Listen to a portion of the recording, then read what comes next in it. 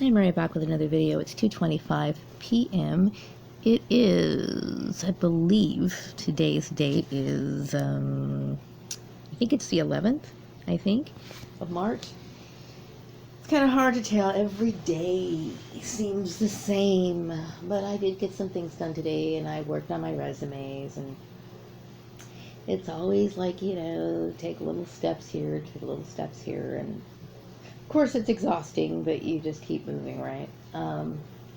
So, sometimes I often think about, I think about how, you can get misunderstood in situations like this. And I think it should only be understandable that a person would experience trauma after going through what I just went through. And for people who can't understand that, let me put it into perspective.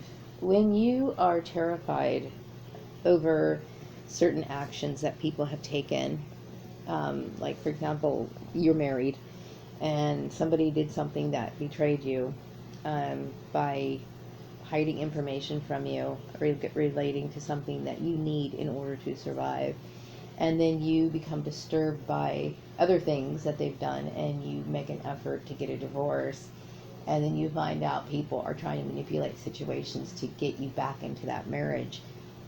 It is traumatizing, especially when they use employment to accomplish this goal.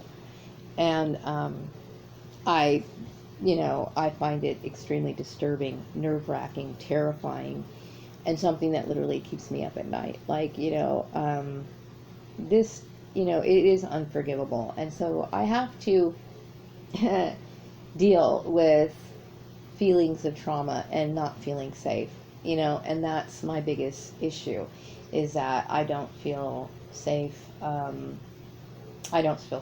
That's my biggest issue. And so I'm trying to deal with that as much as I can. I do see that there's a lot of dehumanization that goes on, people not being able to empathize with another person, because they think, oh, this is just a little disagreement. It's okay. I know in the past, I have left him before and then got back together with him. But now that I understand more, that is something that I would never consider. I'm disturbed by the entire thing.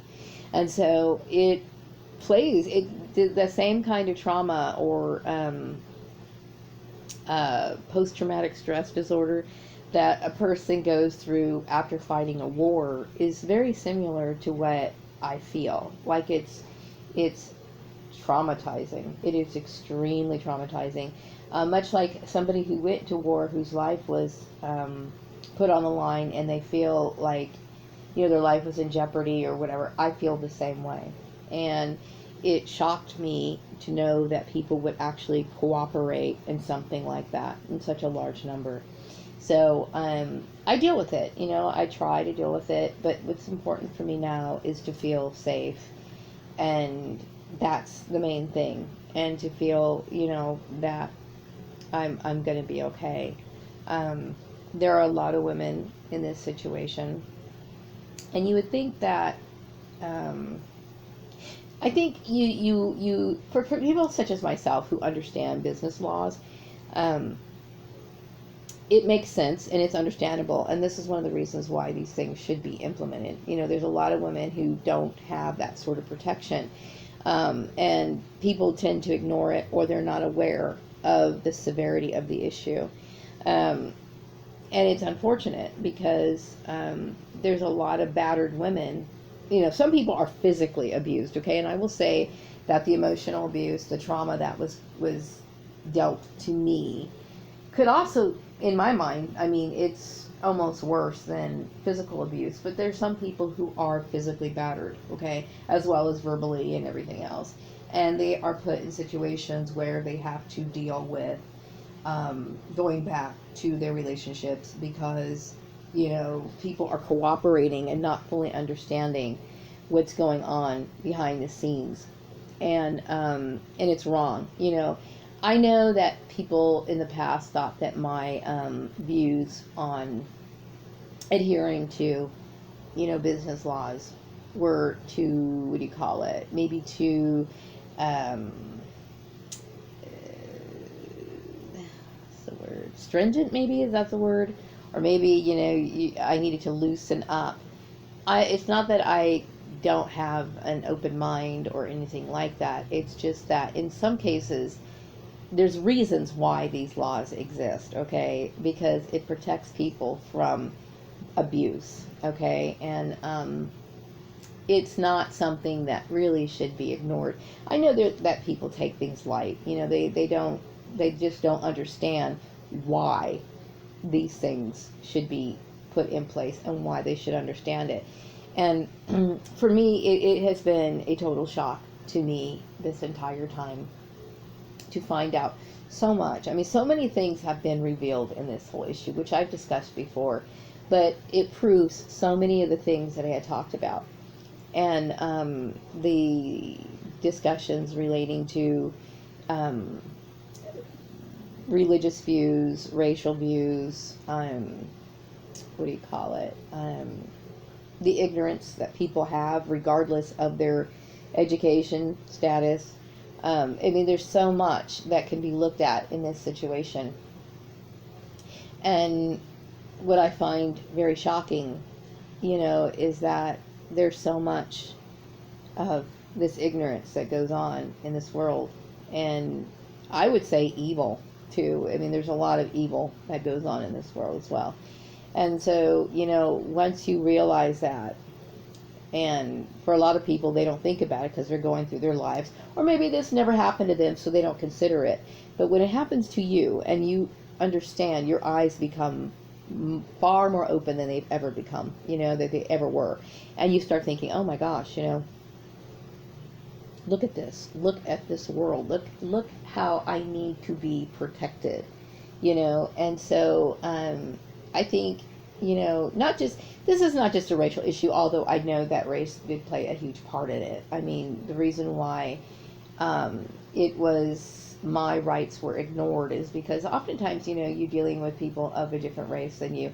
They don't take what you're saying seriously, mainly because they have been raised to not really acknowledge the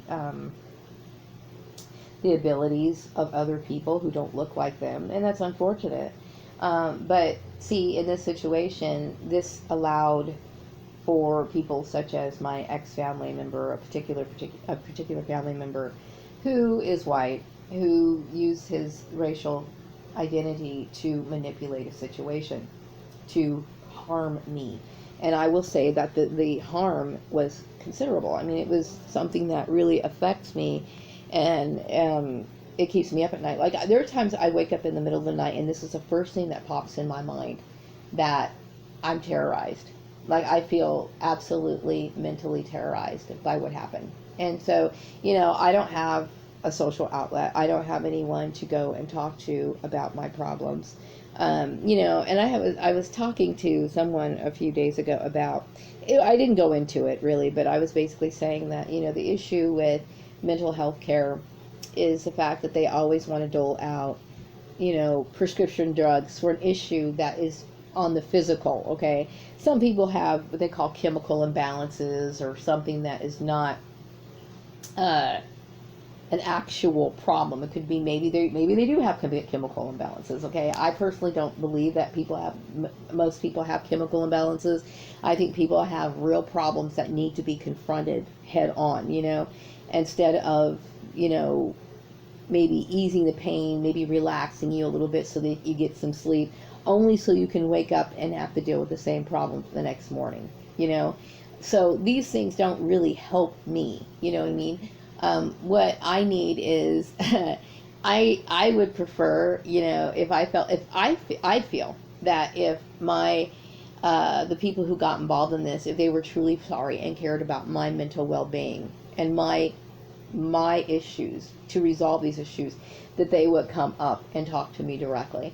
But this is, like I said, it's very hard to confront this issue, so no one would ever do that, So I'm left to deal with this all by myself, And a lot of counselors, even though they may talk about stalking issues, because this is a huge stalking issue, it is a major stalking issue, they still don't really know how to deal with it. And I would say that this relates to people who are in the mental health profession. For somebody who has been traumatized multiple times, okay, which I have been traumatized multiple times with all the workplace mobbing, what went out into the community, and then understanding the underlying root of everything, that my life was being threatened and I was being placed in a forced marriage, even though I got a legal divorce. That was just traumatizing. One trauma after another. Boom, boom, boom, boom, boom. I would say that I'm handling it pretty well. Okay, I think I'm handling it pretty well. There are a lot of people who couldn't, but I will say that if it's affecting my sleep, it's causing agitation, then that I am experiencing some side effects of this trauma. And all I can do is my very best. But I do believe that I will never change my view on the rights of people. When I say minorities, this is all encompassing. I'm talking about religious issues, I'm talking about women's issues, I'm talking about racial issues, I'm talking about all the issues that are covered under the federal and state guidelines, okay? Why people should not be singled out for harassment and abuse. And people respect their rights, And I'm not a political hellraiser. I'm not somebody who's going to sit here and try to convert people to my way of thinking. But when you go into the workplace, you expect people to understand these basic things. This is on their walls. This is plastered on their walls. This is what some employers advertise. Oh, we're equal opportunity employers, blah, blah, blah. Which, when you see this means that they don't involve themselves with this sort of behavior. But you'll find a lot of them do. And so this is one of the other issues that is very eye-opening to me, and it's disturbing.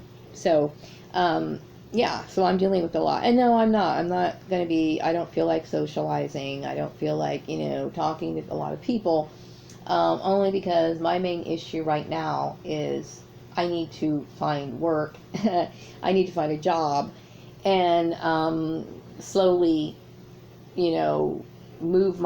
shift my boat into a different direction to where I don't have to think about sitting at home all the time and dwelling on all this trauma.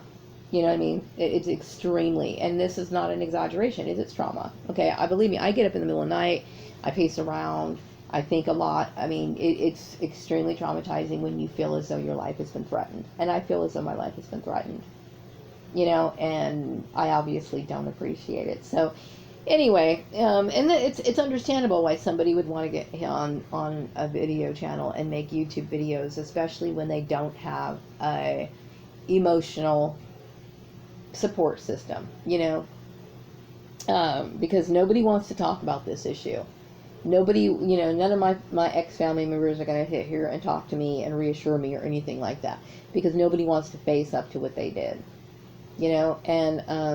and so you're left to shoulder the burden, which is one of the issues, okay, of being a scapegoat. When you're a scapegoat, you are the one in the family or in an organization sometimes. There's companies like, for example, you might work for a company and there might be a little nerdy dude, right? And everybody kind of dumps on the nerdy dude just because, okay? And he might be smarter, he might be geeky, he might be, quirky or whatever. And so, anytime a person feels inadequate or they feel upset or for any reason, they want to take this out on a person. Same thing with a person in a family. Scapegoating exists in families, in organizations, in neighborhoods, so on and so forth. So in my family, my ex-family, I'm obviously the scapegoat. So oftentimes, you're in situations where people create all these issues, right? And leave you to shoulder the burden. They leave you to try to talk and negotiate and try to figure out how you can get out of the negative situation that they put you in, and it's like somebody basically throwing you under the bus. You've all heard that expression before. It's like somebody continually throwing you under the bus is what it is. So anyway, so you deal with it. And so instead of, I had initially got back on Facebook a few years ago to meet with other targeted individuals to talk about. And unfortunately, social media is a place where things tend to get very unfocused, and, it's not that I don't enjoy looking at memes or other things, but it just seems like sometimes when you go into certain groups that are established for one thing, people kind of switch it around and kind of deviate from the original purpose. And so, the only person that I really connected to in all of this, is no longer of this world. And I do miss her terribly. I do. I miss her terribly. Like, we had exchanged, text information every day for the last 5 years. And so, I mentioned that it's, I cherish people. Like when I find something that is golden, I thought I found a lot of great qualities in this person as a friend. And it's not like you can't replace those people. You can't replace them. And I believe in cherishing people. And I don't believe that you can just, of course I need other people in my life, okay? But I do believe that if you find someone in your life that you really care about, then they should be placed on a pedestal. I do believe that. And that's what makes life living, in my mind, okay? Like I was kind of shocked, for example, like, everyone knows when Paul McCartney's wife died, I was kind of like, he can't possibly get remarried, right? He can't possibly, because I always thought of them as like this great couple, right? But he did, he did get remarried. And I felt a little disappointed about that because in my mind, and it's of course his choice, but in my mind, it's like, I guess, I'm the kind of person I cherish forever, and so when I found that he did that, it seemed like, people can be indispensable. And that to me, in my personal opinion, and I'm not holding it against him, he probably wanted to, but it's just an example. And the same thing goes for friendships. You find someone that you care about, and that their qualities, their uniqueness, their what they have to offer can't be replaced. It can't be. And if you find somebody else who's cool and great and everything, whatever, then they have to be looked upon, in my mind, as a separate person, and you appreciate them for their qualities. It is going to be very difficult for me to find another comrade, in a world that is very self-absorbed and self-serving. The sincerity of her was just amazing. And I appreciate it. It was something that was it was a gift to me in my life, especially at what I was going through. So now I'm left to deal with this all on my own, and, but then again, what else is new, right? Anyway, so I just had to come on here and make this video because I wanted to talk a little bit. I hope everyone has a great day. For all the targeted individuals out there, keep your head up, and I'll be back with another video some other time later. Take care. Bye-bye.